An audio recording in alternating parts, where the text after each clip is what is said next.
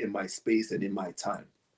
And so I said, you know what? I can be a journalist forever. That's not going to stop, but let me really pursue this creative writing side. And so I kind of swayed myself, still doing journalism. Because remember, when I set up the Poetic Soul Literary Journal, Yeah. I did it for the purpose of promoting the spoken word arts, right? Promoting Mm-hmm. poetry. And Yes. so I wanted to keep that going while uh, while exploring my own creativity at the same time.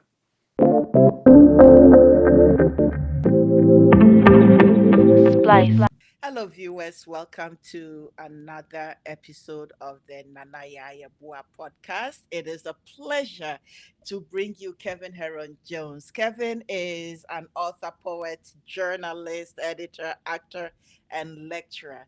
Through prose or poetry, novel, or short story, he writes and he narrates in the tradition of the ancient African griots who use stories and poetry to educate as well as entertain. Kevin, today's conversation, I want us to delve into stories that make us as Black people who we are, the stories we want to tell the after generations that come. And then in the future, what kind of legacies do we want to leave? But most important, right now, what you're doing is that you're also writer in residence for the city of Brampton. So we will talk about that journey. We'll talk about the books that are coming out and the many projects from the past to the present and the future projects that are also coming up. And I hear you are also going to be on stage Right, correct, also. Yes. correct, So, correct. oh my goodness. Now, Kevin, welcome to the Nana Yayabwa podcast. Thank you. It's a pleasure to be here, and it's a pleasure to make your acquaintance once again. It's been a while. So, viewers, Kevin and I go back to over 2 decades. Yeah. Yes. Hmm. When I started spoken word poetry, I think got on the stage in 1999. And so around 99, 2000, 2001, still I finished, I think, my second degree at U of T in 2005. I was present on the stage. So we were overlapping during those years. Yes. And then life happened, and then we are still here. Everyone's kind of journey has morphed into one thing or the other, and but we're still here telling stories that need to be told and impacting. Definitely. De- Welcome. Thank you. Thank you so much. It's a pleasure to be here. It's a pleasure to have somebody that we've walked this path for a long time with reconnecting again, and I hope that this time with intentionality, we will not break apart, but continue having these conversations and building to the Hmm. into the future. So, Yes, yes. can you take us back to your early years? What was your childhood was like, and how it shaped your relationship with the language and storytelling? Okay. Well, that's a really interesting question. I do like to talk about my childhood years because they have informed what I am doing now, and Hmm. I didn't realize it then. So I'll first talk about my influence from my father. My father, he always loved poetry. He wasn't a poet, but he loved poetry, and he used to, you know, buy poetry books. He'd have them in the house. Hmm. Uh, Mostly, the most poetry he loved was stuff that sounded poetic. I would say that Hmm. poetic. So when I say sounded poetic, it means that it was maybe maybe written in the 1800s, right? Hmm. That's the stuff that in school he was taught that that was poetry. And so Yes. when I first introduced myself as a poet, that's what he was expecting to hear. And when he heard what we were doing, the spoken word style of poetry, he didn't really understand that. He thought that sounded like rap music. That don't sound like poetry. He didn't understand spoken word poetry. So, but he was the first influence. So what he would do when I was young, we were always in church, and he would give me. We would have like Sunday school programs, Hmm. right? Once a year, there'd be a big program for the whole Sunday school, and we would perform it from the congregation. And so he would give me recitations to recite, or he would write a play. And Hmm. then we would all memorize the lines in the play, and sometimes it would be poetry in the play. So that kind of was my first introduction to being on stage and to learning a little bit about poetry and performing. And the one thing my father always did, he would say, like, when you're up on stage performing, make sure that you are representing what you're saying. So if you're talking about the sun, point up to the sky. If you're talking about the waves in the water, use that motion with your hands, use your body, use your facial expressions. And so that's the first thing I had learned. And so that's kind of, and if you remember me performing, Nana, you see that still would happen even Yes. up to the time you had met me. Right? So I Yes. had taken those lessons. So that was kind of my first introduction to performing. In terms of writing, still my father once again had inspired me in a way I don't think he meant to. So I didn't like to read as a kid. I would say probably maybe 7, 8, 9 years old. Reading was not something I was interested in at all. I wanted to go outside and play. I was always athletic, Yes. loved sports. Let me go out and play. And my father would say, no, you have to come home and read this book. So Mm-hmm. then he would give me books. One book I always remember is called The Incredible Journey. And they made a movie out of it later. And that movie was about, I think, two dogs and a cat who traveled across the nation on some kind of weird adventure. I had no interest in that. I didn't like animals. I didn't have any pets. So I didn't want to read it, right? He would give me cowboy and Indian books. And I liked those stories to watch on TV, but to read them, I didn't want to read them. And then same thing, the Indians were always the bad guys. So it always kind of felt weird to me and funny to me. Uh, so when he would bring these books and he'd sit me down at the desk, he says, okay, you know what? You're going to sit here for about an hour and you're going to read a book and you're going to write a report. Okay. I'm going to go downstairs and you're going to make sure you read that. And one thing my father always carried with him, if, a lot of black parents or a lot of West Indian parents, at least, they're, they always had a father who had a really thick belt. You know what I mean? Like a really, really thick belt with a big, big buckle. And so that big buckle always used to make a lot of noise. So me and my sister would always know when he came home because you would hear the clink, clink, clink, clink, clink. Announcement. Yeah.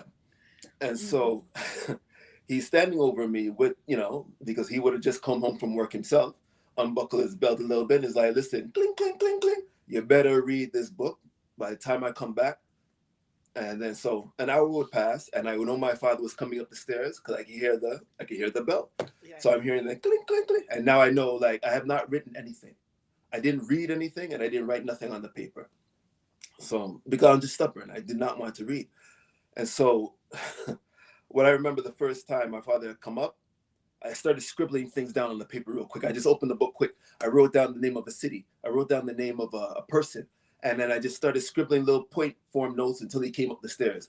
And then when he came up, he asked me, okay, you read the book? What was it about? And I started to make it all up based on the little scribbles that I had written down, right? Because he was trying to look at the paper and he's like, he didn't think I did anything. But as I'm saying, I'm making sense. So I don't think he ever clued into the fact that I was making up the story, but I did this every time. And so either he humored me or he just didn't know. But either way, I didn't catch a whooping. And that was the most important part. How not to catch a whooping from a black parent. Right. So I know lashes aren't coming, so it's good. And so, Mm-hmm. but that's where my creativity started to foster. And Yeah. so, and I realized that, oh, I really like making things up. I like to write things and see things and take things that already exist and kind of flip them and mold them in a different shape. And so, those two things, I think, in my childhood, are the most pivotal um, Mm. actions or events that kind of led to me becoming a writer. So, how did language come into that? Because we all use language. Where, did you have that awareness of which words to use that has an impact or more influence in the story that you're trying to tell? At the time, not as much. Mm-hmm. You're still young. You're just trying to write. You're just trying to express yourself at that time. Mm-hmm. But I knew what sounded good. I at least had that understanding. And I knew that I needed to fit words in the right places. And so, even though I didn't really know specifically that I was editing my work and trying to do it in a way that cultivated this relationship with language that I have now, I was still doing it to some capacity. Mm-hmm. And so, and I grew to really love words, and I really loved to rhyme. Rhyme became something I really loved to do. And so, I would sometimes even listen to song lyrics, and I would just read the song lyrics, and I just instead of singing them, I would just speak them, right? And the same thing. And so when I really got into rap music, same thing. I would copy down the lyrics. I sit down and listen to a song and then copy it down word for word. Even if I didn't know what the word was, I'd copy down whatever word I thought it was. And Mhm. I put it on the paper and write it down. Then I sometimes would go out to my friends and I would recite these songs or Mhm. these rap lyrics. And they would be like, "Did you write that?" I'm like, "Yeah, yeah, yeah." You know? So it'd be like, "No, no, that's Slick Rick. I know that you. I know Slick Rick. I know you did write that one." I was like, "Okay, okay, okay," right? Yeah, yeah. But yeah, but that Oh, I started to foster that relationship with yeah. words and language and understanding like Mhm. how powerful it can be, Mhm. right? And how it can move people. Because I could see the way my friends were reacting to the things I would read to them, whether it would be a short story or a poem, and their reaction and the smiles on their faces or the look of shock to hear something that they didn't expect. I knew that yes, this is something I really, really had a love for and really wanted to build on. Great. Thank you. So you speaking, we are here in Canada. Your father, your background is Caribbean, Yes. and it's like, how did these cultural identities, influence your creative voice? Oh, I like that question. The A lot of folk music and folk stories. I remember my parents used to read a lot of that stuff to me. They had little anthologies of West Indian stories that took me back to where they grew up, so I could understand kind of like what they had gone through. Because living in Canada, you don't really have that connection, Mhm. right? We don't live on a farm. My parents both grew up on farms, Mhm. right? They didn't. I didn't have to go outside and milk a cow. I didn't have to go outside to feed the chickens. My Mhm. parents did that their whole life until they moved to Canada, Mhm. and so all those folk stories that they would give to me and read to me, they gave me that connection. And then uh, being able to also travel back home and seeing it from face to face, that really had an impact on me. I was like, you know what? Let me learn more about myself. Let Mhm. me learn a little bit more about what is Barbados about? What is Saint Vincent Mhm. about? Right? My mother's from Saint Vincent. My father's from Barbados. So Mhm. I wanted to learn more about what those cultures were like, about the festivals, the carnivals that would happen, and the purpose of them. And so I really loved getting into my background in that way and learning more about my parents. Excellent, excellent. That's good. So, hmm. So I do understand. I didn't realize you did journalism, eh? And still Oh, until I started digging, and it's like creative writing and journalism. It's like, oh, really? Because for the most part, I thought that for some of us who didn't go that route, but we still did the writing and whatnot, I did not realize you had formal training, so hmm to speak, in journalism. So so I think my interest in asking this question is that you chose journalism as one of your creative outlets. So why that path, and how has it sharpened your storytelling lens? okay, yeah, very good question. I like that because journalism, I did not endeavor to become a journalist, Mhm. but I wanted to write. Mhm. And when I told my parents when I was in high school, and I said to my parents, I want to become a writer, they, as much as they wanted to encourage me to read and write, they looked at it like, what kind of job you going to get like that? Like, would writer's not a job, it's a hobby, right? So I said, okay, you know what? I was really kind of fixing to go to school, post secondary as for creative writing, but that kind of swayed me a little bit, Mm. right? So I know I wanted to, there was a few schools I was looking at for creative writing, and then I was like, you know what, let me be more practical. And you know, they thought journalism was a job. When I said, oh, I could be a journalist, and they're like, okay, yeah, we see that as a regular job. That's a job. And so I decided to go to school for journalism, which was cool because that's where I learned how to edit work, Mhm. right? And I learned how to, and then my relationship with language really, really started to grow because I got to learn, number one, the standard by which Canadian language should be set, right? When you read a newspaper, like back in the day, reading newspapers was the standard. Mhm. If there's a mistake in a newspaper, people are going to call up the newspaper and they're going to complain about it. They're going to write to the magazine. They're going to write to the newspaper. So you Yes. always had to be correct. And so I learned about being not perfect, but like just making sure you don't have Mhm. mistakes, right? So I learned about editing. I learned about uh, writing headlines, Mhm. learning how to put things in the right place, in the right order. And so I love that structure. And I learned about a little bit of photography too, Mm. right? So we had to go do everything ourselves.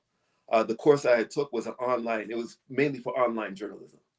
And so Mm. if you remember, during, I think, the late or probably early 2000s, I had started an online magazine, right? Yes, Right, yes, called the yes, Poetic Soul Literary Journal.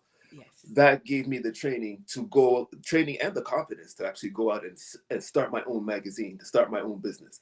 And Mhm. so that's kind of where journalism took me. I didn't think that, I didn't really think that I was going to do these things. But I started working for some magazines. I did a lot of freelance writing for magazines, and Mhm. I used to write for a lot of hip hop magazines, music magazines, sports magazines, and still I wanted more of my creative self to shine. I wanted more of my creative self to be represented on paper. Mhm. And I did not like the, I guess maybe like the hustle and bustle of the newsroom, right? Mhm. I didn't like those constant deadlines. I wanted to write in my space and in my time.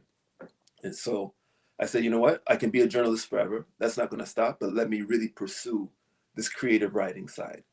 And so so I kind of swayed myself, still doing journalism. Because remember, when I set up the Poetic Soul Literary Journal, Yeah. I did it for the purpose of promoting the spoken word arts, right? Promoting Mhm. poetry. And Yes. so I wanted to keep that going while uh, while exploring my own creativity at the same time. Mhm. And then you did a creative at U of T. Did you do the degree in creative writing, or you did the Yeah, so I did. Yeah, after the fact. So yes. after I had done the journalism, years later, I went back to the to U of T for the continuing education program, Okay. and I did the creative writing with them Oh, afterwards, which was okay. great. And I still do courses with them even up till now because Mhm. you can't stop learning. I realized I thought you could just once you start writing books, you're kind of not that you know everything, but you're kind of there. And I Mhm. came to realize that no, that's not even close. Yes. There's still so much to learn. And so I Yes. still take courses up to this day. Yes, yes. I actually did the poetry creative writing there, and I Mm. remember the instructor asking me, "You don't need this." He was telling me, "You don't need it. I think you can teach this course yourself." And then I got to know that he himself doesn't have, say, quote unquote, a degree in No, creative writing. He is an author who mm, is teaching that's that right. poetry, and I did understand where he was coming from, because when I sat in the class I realized that, well, girlfriend, you have been around for a very long time, and it tells. Well, you just have to pick the right course, I guess, right? That might have been an introduction where you needed something more advanced. Probably I needed something more advanced, because where I thought I needed help regarding everybody in the class, I was far advanced than Mm, everybody. mm. Yes. Um. So, ah, Kevin Heron Jones. Let's talk about your books, your writing, and the creative process, Right. because you know what?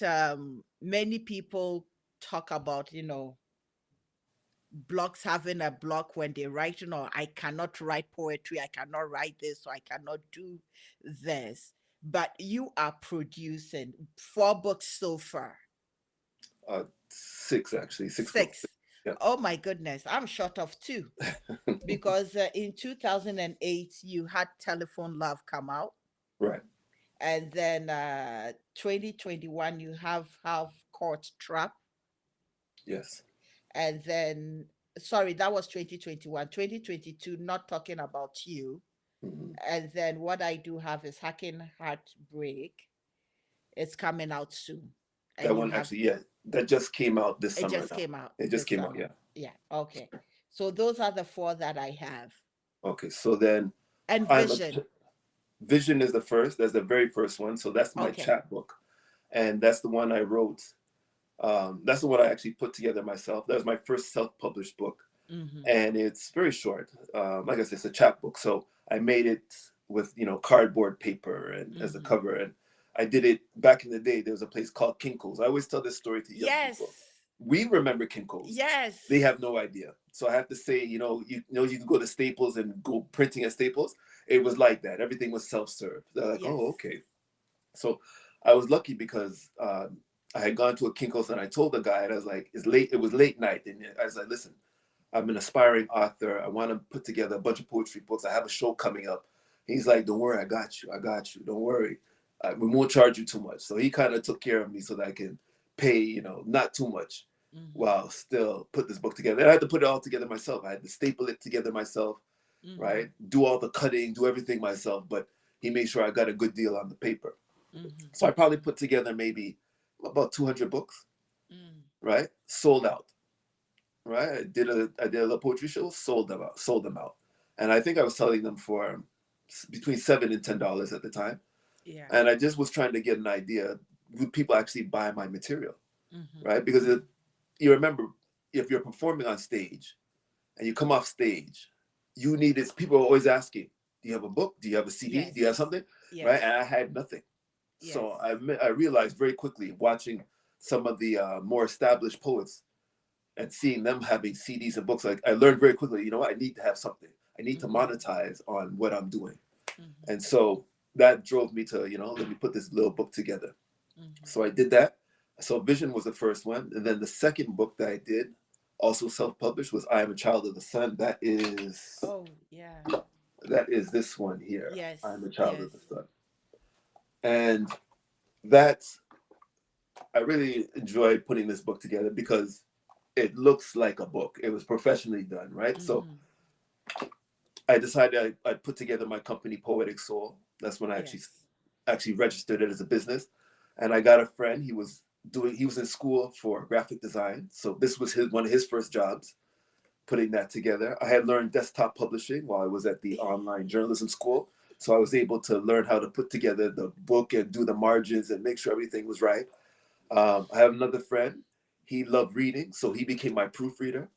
And so we all worked together, right? So I Mm-hmm. put together a team. We all worked together and we produced that I Am a Child of the Sun book. So Mm-hmm. I'm very proud of it because that's my first project. Yes. Yeah. And so that's, yeah, I think those are the two that were missing. Yeah.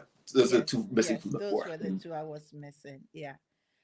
Great job. Congratulations. It's nice to see that, not all of us fell off and still you are still doing the work.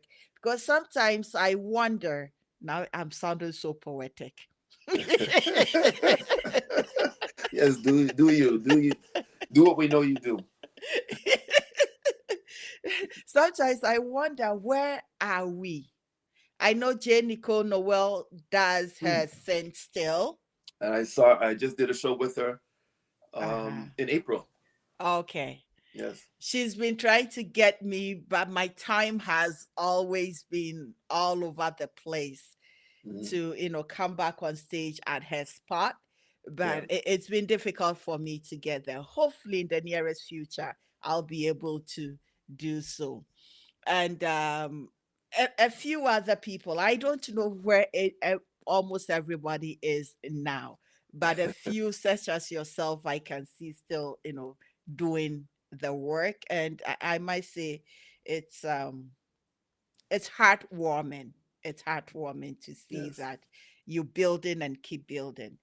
Because when it comes to the spoken word stage, say around that period of time, when maybe the 94, 95 is when what's the name, when Brothers Speak, Okay. Yeah. Dwayne Morgan, when he had started this, say we came after him, Right. it was blooming then. Hmm. And at some point, I think for me life happened. I had my son in 2006, so then motherhood happened. And I Okay. could have still be engaged in the stage, but I concentrated on life and motherhood and stuff. So that's why it's been almost 2 decades Hmm. of that breaking off, but doing other stuff. but the consistency that you have maintained up till now, for me to even come and have this conversation with you, is beautiful. It's Mhm. beautiful. Well, mind you, I wasn't as consistent as it looks because there was a big space of time between Telephone Love, which I think was 2000 and what Yeah, 2007, and 2008. two yeah 2008, and then the first Mm, book that came after that was Half Court Trap, which was 2020 or 2019 2020. So there's a big space of time, big gap of time there too, where I wasn't sure if I was going to be a writer. I was still working part time with Canada Post, mhm, and I was doing a lot of work there. I was working on a book called Going Postal, and so I knew I still wanted to write, but I had no outlet. I didn't feel like I could go on stage. I didn't think I had anything to say. I came to a point where I felt like when we were going on stage doing poetry, I felt like we were just reprimanding people all the time, right? Talking down to them. And that's how I started to feel. And I was like, I don't want to go on stage and be like, this is what you're doing. You're bad, bad, bad, bad, bad, bad, right? And I was like, there must be other things I can talk about, but I didn't have anything else to talk about on stage. So I mm. just you know, I kind of shied away from the stage for a little while and just kind of wrote in private, right? And then eventually, yes, the storytelling, the short stories and Mhm, the novels, they started to get recognized, mhm. thankfully. But yeah, there was a good 10 years where I may not have been as active as I would have liked to have been. But don't you think that is also personal growth? Yeah. Oh yeah. Yes. Yeah, I would And agree with that. yeah, because as you're speaking, what I'm gathering out of it is I think for me, when I started coming on stage, it was because I needed to find out outlet. I also needed, as a recent immigrant into Canada those years, I always say that being on stage with persons such as yourself, Sankofa, Mm, Osaze, J. Nicole, almost all these people gave me a greater understanding of Blackness in Canada, yes, gave yes. me that language, that voice, that Hmm. comfort of being myself as an African and telling my story as Right. an African woman in Canada, because my story is unique to me. My voice is unique to me. But it also gave me the opportunity to bridge. And in the bridging, telling our collective story, when I do a poetry, for instance, one of the poems that I used to do was for, you know, in speaking to my child, is Hmm. speaking to a son who is lost. And the son is the figurative son is, for instance, the sons of the diaspora, yourself, and bringing you back home. So that gave me the opportunity to bridge that gap in between us, that instead of us saying that the story of, say, the transatlantic slave trade started in St. Vincent, Barbados, Jamaica, no, there is a home where it started That's right. before Yeah. that breakup. Right. And how best can I bring it together as a son, a daughter of the soil, to say, no, all of you are my children. Hmm. You are not apart from the person that grew up in Ghana, that grew up in Nigeria, that grew up in South Africa, but Right. collectively, you are all a child of this soil. Maybe Hmm. broken apart by how many years of what happened, but still acknowledged. So that is where I believe my voice comes in, to pull us together, Beautiful. not Yeah. to Yes. divide and conquer. Yeah, and I think that we had looked for that in poets like such as yourself, because for us, a lot of us who are West Indian, we Mm-hmm, were looking for that bridge, right? mm-hmm. We wanted to be recognized as Africans as well. We wanted ourselves to accept that, and I'm talking about like the greater self, right? Like Yes. with our parents, our friends, and a lot of them did not want to be recognized as being African, Mm-hmm. right? I remember throughout the '80s that was a thing. Like, no, I'm not African. I'm from Jamaica, or Yes. I'm from Trinidad. No, no, no, no, no. Listen, you're African first, right? So that was the reaching back. That was our Sankofa, reaching back, looking Yes. back, trying to rediscover ourselves. Mm-hmm. And so we did that a lot through poetry, right? Yes. Through the literary vices, right? Yes.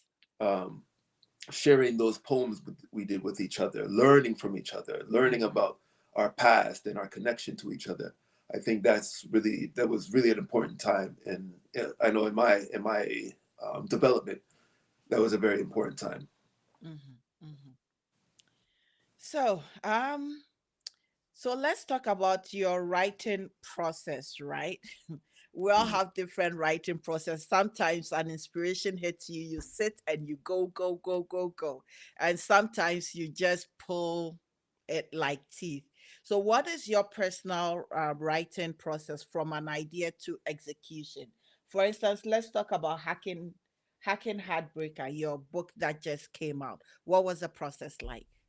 Okay, so this is an interesting one because the inspiration for this came from a friend that I work with. Her son had gotten in some trouble for hacking the computer system at school, right? There was a girl involved, and he got in a little trouble, right? Luckily, not big trouble, but he got in a little bit of trouble. Yes. And when I realized, I was like, this is such an easy thing for these young people to do. I said, let me research and get into this. And Mm-hmm. so I started doing a lot of research about, how easy is it to hack into a computer? How easy is it to hack into a school system? Yes. How easy is it to get into social media, to hack someone's Mm-hmm. social media? And I found a lot of websites and YouTube videos and a lot of stuff dedicated to To that, teaching. to that, yeah, to that tutelage. And I was like, wow. I was like, so as a young person, it's very easy to find these things, learn them, and put them into practice. And so I decided to write about a young person who actually did that, Mm-hmm. right? So that's the whole point. And and then to put a twist on it, I said, you know what? Let me make this about a young man who falls in love with a girl who's a little bit older than him, who he would consider this out of his league, and then kind of misinterpret maybe their relationship. He's going a little too far because he's younger and he's kind of falling a little hard, while she is just kind of casually dating. And so for him, when he sees that the two of them aren't committed the way he sees, now he wants to hack into her social media accounts, hack into her school account, and wreak havoc. So that was kind of the premise behind the whole thing. And so when I started writing it, I had these thoughts in mind. I already knew exactly what I wanted to do with it and had it all outlined. Um, and then for my writing process, I would just write a little bit each day. Mm-hmm. What I try to do now, I write at least an hour every day. Mm-hmm. I would like to do more.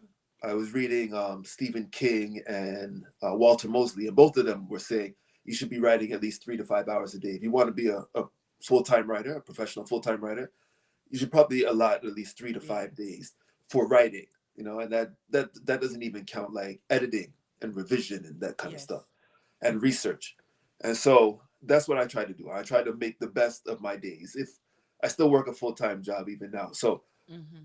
after doing a full time job, I try to do my own full time job after that. After that, right? So that's where you get the 5 hours, right? At least part time to full time. If you can put 3 to 8 hours of your own writing after Mm-hmm. you've done another job, then yeah, you're probably doing the right thing. I've always worked multiple jobs growing up. Like I said, I used to work Canada Post, so I was Yes. working a full time job in one place, and then Canada Post in the evenings. And when I realized that I can't write if I'm working two jobs, I can't do any writing. I left one, right? So I end up leaving Canada Post. And so all the hours I used to put in Canada Post, now I'm putting that into writing, Into the writing. right? Okay. And so I make sure I try to stay disciplined with that, right? It's Give the myself, discipline. yeah, Discipline. right? Give Discipline. myself a start time, give myself a break, give myself an end time, right? And so, I I wish I could say the same for myself. I know all the right things to do and mhm, life happens and that's it, yeah. I have accepted that because personally I have quite a few unfinished manuscripts, both poetry and Mhm. say short stories still that need to be done, and sometimes just having that creative outlet is not. And maybe because I'm also doing the podcast, I spend time sitting doing the background research, putting the questions together, and making sure that everything goes, and the video editing. So I see where my time is going.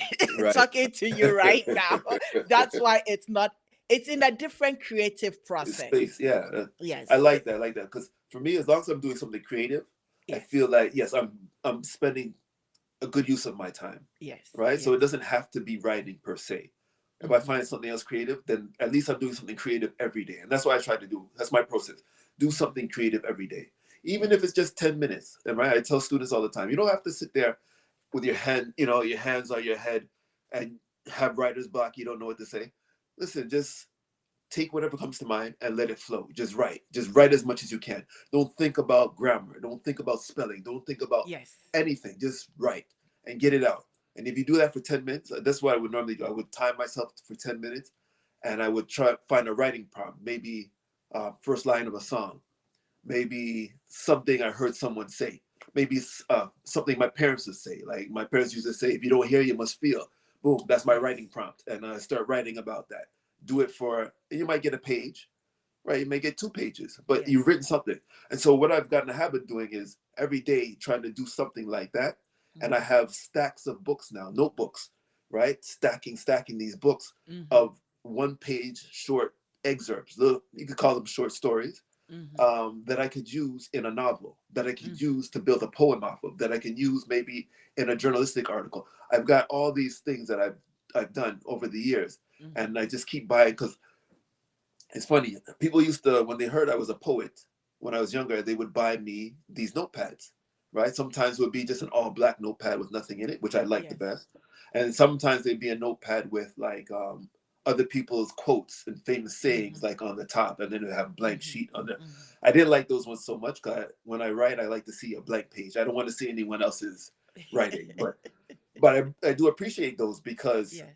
after I got a habit of doing this freestyle type of writing every day, all I started filling those books up. So now I have so many of them, and I have them all cataloged. So I know when I say, okay, you know what, I think I wrote about this subject. Let me go back and flip through, and I'll find it. I was like, yes, boom. Now I'm gonna take Mm. this scene and I'm gonna put this into this novel that I'm writing. Mm. Right. So nothing ever goes to waste. Right. It's all Wow. creative. It's all good creative action, creative flow Mm-hmm. that allows me to use it either now or in a future time. Yes. Yes. Yes. Yes. Yes. Excellent. So let's talk about your Brampton writer in residence. Oh I yes. saw it and it's like, whoo, I'm Thank you. watching you. First of all, Yes. congratulations. Appreciate that. Thank you so I much. I have seen the fold. I follow what they do, but I haven't had the opportunity to actually be part of it yet. Mhm. But maybe one day, as time goes on, that will happen. So, what projects or goals are you passionate about pursuing this year as a writer in residence? Okay, so the writer in residence that was put together by yes, the Fold Festival, which is Mm-hmm. a staple in Brampton. Also with the Brampton Libraries and the Brampton Arts Organization. So the three of them came together and came up with this idea that they want to have a writer in residence because Mm-hmm. they hadn't had one, I think, in maybe 20 some odd years, or maybe more than that. I think they may have had one in the either early 80s or late 70s, but it was Mm. just one. And Oh, then they didn't that's they it. didn't continue, right? Yeah. So this was them bringing that back into action. So I'm the first of the kind of the revamp. So I Okay. am the first one for Brampton, which is really exciting. So I got to Mm-hmm. set the standard now. So for 2025, I am the Brampton residence. Next year there'll be a new one. And Okay. so my residency lasted from uh, February to April. Right, Mm-hmm. it was a 2.5, almost 3 month residency, and during that time, I put together a couple workshops. Mm-hmm. Right, I did a workshop on the importance of editing, Yes. uh, how to shop your work to a publisher and find an agent, Mm-hmm. And then I also did one-on-one consultations. And Mm-hmm. so a lot of young people and adults as well would come into the library where I was stationed, where my office was stationed, Mm-hmm. and we would sit down and we would go through their manuscripts. Mm-hmm. Even if they didn't have a manuscript and maybe they just had an idea, I talk about it with them, go over it. We would find different ideas, different avenues, different things that we can do to help them build this story. Mm-hmm. A lot of it, I think, is just people who just needed to have someone else. They just needed to tell the story themselves, or tell someone else what they were doing, to someone who's not going to judge them, right? Yes. Or And get to so know that it's possible. that's right. Mm-hmm. And to see that, yeah, I've come from the exact same place where they are, Mm-hmm. right? I haven't done anything so spectacular that I'm Mm-hmm. above anyone, right? Yes. So letting them see that, yes, you can publish a few books, whether you self-publish or you get a traditional publisher. It is there for you. You have the opportunity, Mm-hmm. right? But you have to make it. You have to actually put in the work. So that's what we did. Just giving them the confidence and passing on my expertise to them, especially in editing. A lot of Mm-hmm. people don't think about editing when it comes to writing your book, but I think that's the revision is the most important part of it, Yes. learning how to edit. And so I remember meeting a girl. She was in grade six, so she was probably 12 or 13. She had finished writing a horror book, her own novel, right? And she had brought that to me. Her father came with her, and we sat down. And I went through her novel and I read through it, and I said, "Wow, this is incredible." When I was your age, I didn't even have this Yes. thought in mind that I could actually accomplish this, and this is something she's already done, Mm-hmm. right? So she's way ahead, Mm-hmm. right? So the only thing I could do was really just help her, fine tune it, Mm-hmm. um, give her some pointers on, with structure and how to place it, and then what to do next, right? Mm-hmm. If her father wanted to help her self-publish, she can do that, or she can keep practicing and try to shop her work later on to a traditional publisher. And so her and her father were really happy to get that Mm-hmm. opportunity. And so that's something that the residency really was meant for, right? To bring Mm-hmm. in young people, to bring in uh, some who are maybe more established at writing, but not established in publishing, right? Yeah. Bringing them into the fold. And Mm-hmm. then we were able to all come together. And what I really liked about doing the workshops is that when we were able to bring everyone together, we were able to connect and create a network, right? Mm-hmm. A web for us all to work together, for us all to help each other, to bounce ideas off each other. So that's something the residency also brought. And I wanted to kind of continue that if I can throughout the year, right? So I made sure I kept, keep in touch with those that came for consultations, who came to workshops, Mm-hmm. and I let them know about things that are going on, things that other workshops I'm doing. So Mm-hmm. I want to keep that going in that way. So the residency has been incredible. That's excellent. That's great. That's great. Oh, Kevin, Kevin, Kevin, Kevin. Mhm. I don't know how you do it, but keep doing it. Mhm. So, one other thing, we're all influenced by some authors or writers or whatnot. And I know your parents, you stated earlier that your parents were an influence. You know what? Before we go there, actually, let's dig a little bit into the past, the Sankofa, Mhm. because we've kind of alluded to things that were happening in between 1990.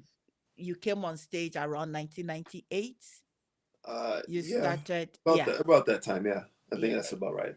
yes. So, and then you started Poetic Soul in 2000. Walk us through those things that you were doing and the people you networked with or did it with, and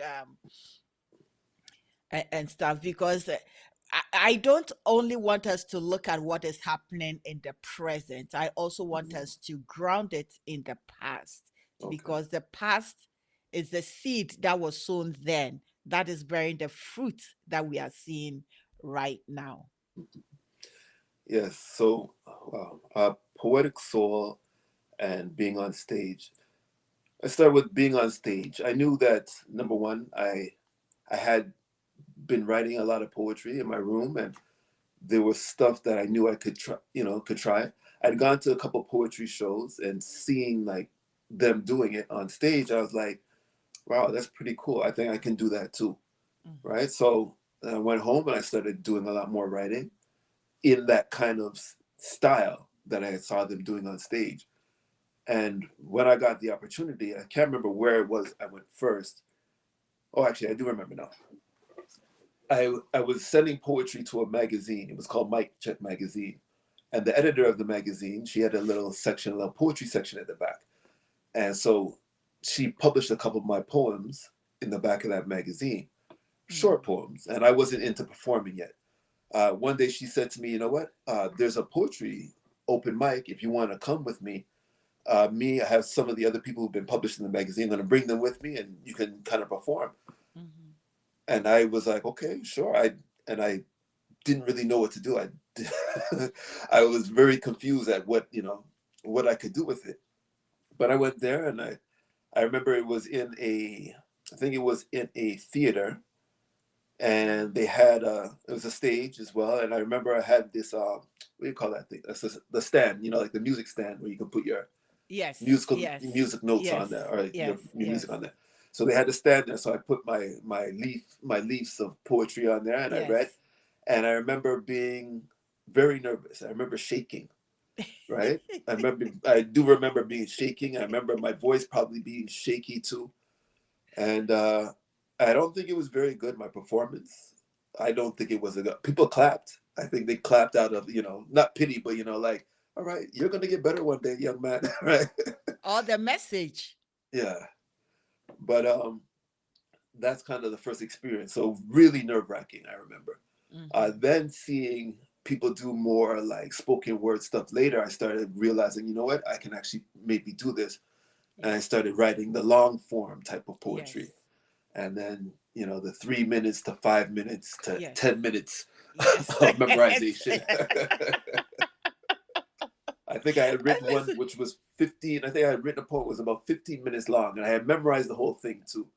And I got pretty good at memorizing and reciting these things and yes. doing it in a way that was not boring. Because I said, if you're going Mhm. to do a 15-minute poem, it better be engaging, Engaging. Yes, right? yes, And yes. so I had learned how to engage an audience and got decent with that. And I realized, yeah, you know what? Okay, I could maybe make a business out of this. I can do Mm. something with this. Mhm. I didn't Mhm. know what Mhm. yet, but I knew I could do something. And so that's where also the journalism came into play because it was all happening the same time. Yeah. I was in school for journalism, and then I said, let me do my magazine, which will Mhm. promote my poetry, which Mhm. promote my friends and my colleagues.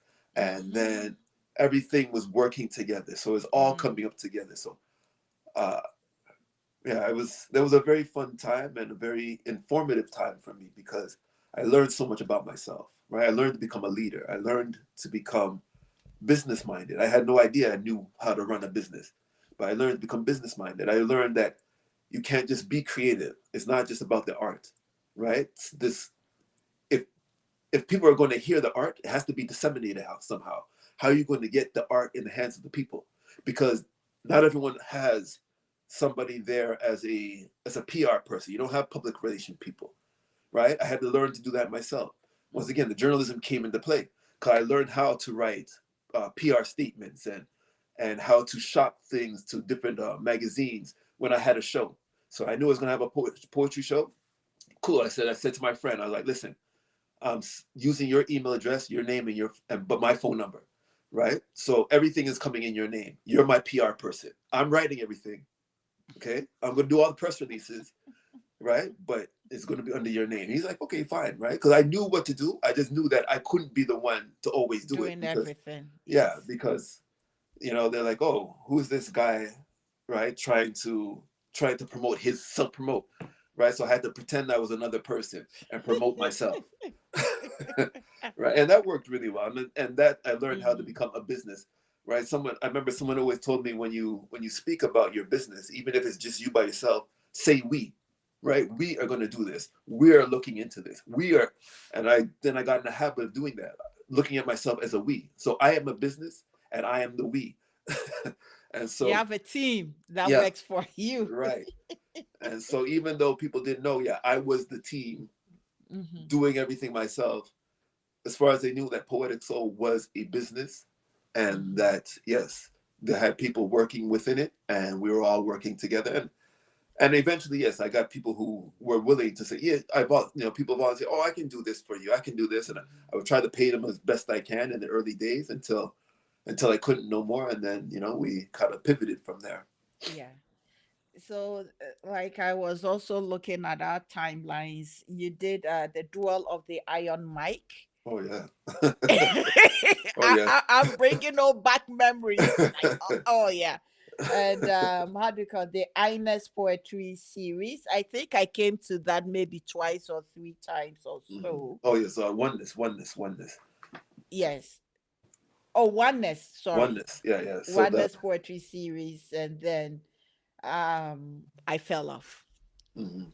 Well, I like that you brought those up because I did those those are collaborative efforts. So Yes. oneness poetry series, I did that with Al St. Louis, Yes. who's still doing poetry today. I know he has what's it called, a barber and loctician shop, so he does Mm-hmm. that as his full time job. And so together we had done the oneness poetry series. The Duel of the Iron Mike, I had done that with Unblind, Yes. right? And Unblind, still to this day, he's putting out music, he's putting out poetry, he's publishing Mm-hmm. books.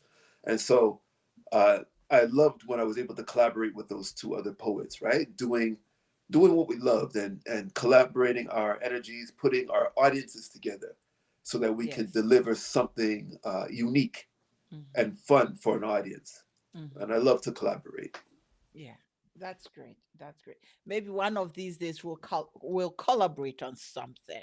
Yes, yes, we shall.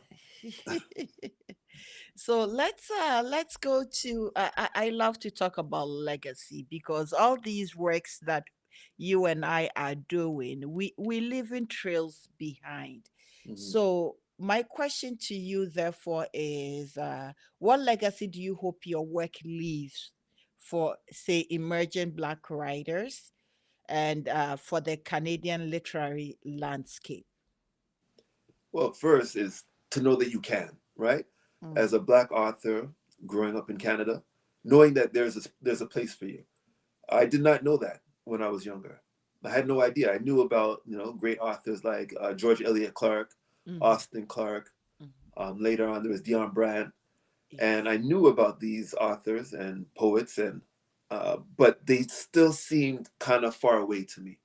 Mhm. Right? They were a few. They were 1 out of 10 or 1 out of 15 when you would see the other authors that were being published. Right? I wasn't seeing a lot of people who looked like me Mhm. being published when I was younger. So we didn't have a whole lot of examples. In the States, you could look across in the States, you would see a Mhm. lot of, black people being published. And still, that was still a small number in comparison to the whole publishing industry. But you would see more examples in the States. So some of my mentors or the people I looked up to back then would have been like Amiri Baraka. I love James Mm. Baldwin, right? Those are Mhm. authors I had looked up Mhm. to. Mhm. And then as I got to learn about our Canadian authors, and I started looking at our Canadian authors and looking at them and trying to research their work.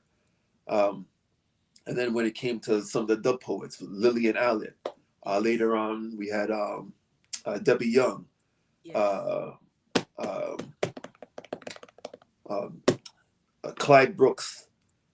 May he rest in peace. He passed away, I think, last year. Mm. Um, and yeah, a lot of great poets who had carried that mantle, especially dub poets within this city, Mhm. to learn from and watch them and see the way they move and understanding that yes, I can probably be a poet in my Mhm. older years, right? Yeah. Um, I think I was probably in my early 20s, right, Mhm. when you had met me. So yes, I knew I wasn't sure if I could still be a performer and a poet in my 30s and in my 40s and in my 50s. I didn't know that was possible, but seeing them grow Mm. and them not stopping, right? That really gave me a lot of confidence to know that yes, you know what, I can be a part of the literary fixture for Mhm. my whole life. I don't Mhm. need to stop, right? And Yes. that's something it was really important to see that. I never really thought about it that way, but thank you for framing it that way. You don't have to stop. You keep doing what you do. Mhm. No matter how small, quote unquote, small it is, people still watch, people still listen, and you never know what impact who you impact. So thank you for framing it that way. Actually, I'll borrow that and keep that in mind. Mhm. So, if you could write, we're coming to the end of this conversation. So, if you could write a letter to your younger self, just starting out as a writer, what would you tell Oh wow. Kevin Heron Jones? There's a lot. First thing I would say is just keep at it. Uh, there was a time I know I was a little discouraged, so I would just say keep at it. The it's more about the work is more about consistency and less about uh, making a mark, right? I think I always would write hoping to make a mark, and I realize now that yes, I'm going to make a mark, but I'm going to make a mark because I'm consistent with my writing. And if I'm consistent with my writing, then I'm going to have material that can make a mark. You can't make a mark if you only write one thing, right? I mean, you can, yes, but like you're more likely to make a mark if you have more to give. And so Yes. don't restrict yourself, right? Don't think that, oh, you know what? I know I'm not inspired today, so I'm not going to write today. No, no, no. Write today because something may come out of it. And even if nothing comes out of it, you still were in the process of trying, right? You don't want the well to ever run dry. So always try to keep yourself in a creative space. Um, so maybe I would say don't be discouraged. Keep at it and celebrate yourself. Right? It's important to celebrate yourself. I come to realize that yes, my first my first novel, or no, well, really my first poetry book, is over 20 years old. This is something to celebrate, Yes. right? This is something to celebrate. So find ways to celebrate it with a lot of people. We have social media now. We have the use of the internet the way we never used to use it before, right? You can promote, you can reach out to people, you can find ways to communicate with people and get into groups. And so next thing is I tell myself not to be afraid. Don't be afraid to connect, right? Even if you don't know these people, you can reach with people across the world. We couldn't do that Yes. before. Before we were just performing in these little tiny clubs and night spots, and sometimes I remember a barnyard performing in the back of the whole clubs. I remember doing these things and we weren't making money, right? No, We but were it was doing it, fun. It was a yeah. great outlet, connecting with, people of equal minds. And actually, as you say that, I'm thinking about the Harlem Renaissance. We Uh-huh. talk about the Harlem Renaissance. What was it? It What was it? is, yes, it is this group of, authors and artists, Hmm. poets, sharing their work, sharing their knowledge, sharing their experiences. And we Right. got Langston Hughes and all these people coming out of it that we look up to. Oh They yes, made a definitely. mark. That's right. Yeah, That's so right. it's a great point, and that's why I think I don't want us to forget those period of times within our, say, spoken word landscape here in Mhm. Canada, No, no. because I think a few of us are still present, and if we do not continue telling these stories on which other stories of, say, Randall Ajay has built his upon, then Mhm. what is the use of the future? Right. Oh yeah. So you did mention Sankofa. These are meant to ground us into the future, where we want to build, spoken word into our black narratives, and also our griotry, Right. uh, Yeah. our storytelling. These Hmm. are all, parts of it, the web of it all. So thank you for that. I Sorry, like, I and know I cut you short. that's okay. But I like that you said our griot tree because when I've always started the word griot, I always think of it in the past, right? Mhm. Even though I consider myself a modern day griot, I don't always think of it as us, our griot tree. And what we're doing is building our legacy in that way, our griot tree, Yes. so that someone Mm-hmm. can take what we have done, right, Mm-hmm. and build upon that. right? Build upon the stories that we have created, build upon the energy that we have created within our cities, within our communities, Mm-hmm. right? All the young people that I know I've spoken to, the schools I've gone to see their faces and understand, to look and be like, they look at me and say, "Wow, I don't know what you're doing. I've never heard this type of thing before, but you're doing it, and I get it, and I like it." Right? To see that is really, really inspiring, right? Mm-hmm. Very, very exciting to know that I meet some young people and they come to me like, you know what? I'm going to write a book one day because you inspired me to write a book. I'm so Mm-hmm. excited, right? That is a great thing. So that is a legacy that I'm looking to leave behind. The Yes. fact that they know they can do it, and then that they don't feel inhibited by Mm-hmm. their culture. They don't feel inhibited because they're black, Mm-hmm. right? That they know because we have a story, we have a black story to tell. Mm-hmm. And that story does not need to be hidden. It does not need to be, we don't need to wash it in any way. We can come as ourselves and speak our language and speak our truth. And that is very important to me. So I think that's the legacy I always want to leave behind. Being able to speak our truth, be proud of ourselves to speak our truth, and to deliver that to the world. And on that note, Kevin, thank you for your time, your words, and the way you pour out the truth and the beauty in everything you create. Your journey is a powerful testament to what it means to write and with purpose and with heart. Thank you so much. Thank you so much. And this is my newest novel here, Hacking Heartbreak. So make sure you get a copy of it here. Okay, everybody. And where can we find you? Where you can find me, I am, everything is at Kevin Heron Jones. So KevinHeronJones. You'll find me on all social media platforms at Kevin Heron Jones. My website also is kevinheronjones.com. Yes. Go on there. Um, if there are any young people who are looking for a mentorship, I'm part of a BIPOC membership with the Writers Union. They're accepting applications until the end of this month. So look into it. Just search Writers Union, and I think it's called BIPOC Connect. Mm-hmm. So I'm going to be one of the mentors, and it's going to be a full day of mentorship we're doing in October. And so make sure you put your application in, right? Once again, BIPOC Connect with the Writers Union. Look for that. And I'm also going to be in a stage Yes. play. It's called Wheel and Turn. It's written by an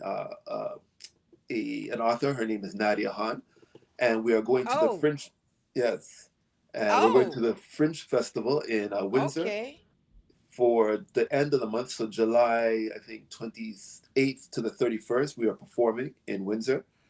We have one date that we're doing in Toronto, which will be July the 21st, which is Monday, July 21st. Oh, And then we'll be off to Windsor to perform there. So, and that's a great experience. That's another kind of creative poetry experience that I haven't done in a long time. So I really like to get on stage that way. excellent. And when I gave that facial expression when I saw Nadia's name, Mhm. so when I was doing my grad in education, I was looking at Black Canadian children's literature, Okay. Yes. and Yes. so I bought a couple of her books, Hmm. and that was my focus study on Black Canadian children's literature. But Excellent. also I Excellent. discovered as I was doing that I think anthology of is it Black Toronto storytellers or griot or something. Yes. Yes. Yes. Yes, you were in there, I she was in is it. also in there, and Right. I'm also in there. So So it's I, funny. We had a conversation about this the other day because we didn't know each other back then, right? But we were both in the book. And so yes, we had to go back to the book and look and find our pictures. And I said, oh, yeah, you were in here, right? yes, So it's funny to see that all those, I think it was about 50 some odd storytellers, poets, yes, storytellers who were in the book. yes. And that was brought forth to us by Karen Richardson, Yes. right? And so Yes. she had put La that book parole. together. La Parole, yeah, with Yes. the open mic we used to do, La Parole. Yes. Yes. And yeah, it's really interesting to see all the artists who are involved in that book who are Mhm. doing still. involved in the arts today, Yes. right? And it's really encouraging to see that yes, our community, our griots, our Yes. Toronto griots, Yes. all right, have made that mark. So it's Yes. such a fitting name, T. Dot Griots. It's Yeah, such a T. Griot. That's T. Dot right. Oh, Griots. Yeah, geez. such a fitting Yes. name for the book. Yes. Yes. Yes. Yes. Yes. So that's why I said, oh, because I'm very much aware of what she's doing. Oh And yeah, she's an incredible artist and yes. writer. Yeah. Yes. Excellent. So, to our listeners, if Kevin's story has moved you, share this episode, follow his work, and support local storytelling. And do not forget to subscribe for more voices that matter. Until next time, keep listening, keep learning, and keep telling your stories. Your story Mm, matter, my story matter, Kevin's story matter. yes, it does. All our stories matter. And in one of Kevin's poem, he says it is about one soul, Ashe. one soul. So all of us come together to form that one universal soul. A piece broken hurts us all. A piece rotten rots us all. A Mhm. piece shining helps us all to shine. Thank you so much, Kevin. Thank you for saying yes. Thank you for coming on to the Nana Yaya Boa podcast. Thank you, Nana Yoboa. It's great to be here and great to reconnect with you as well.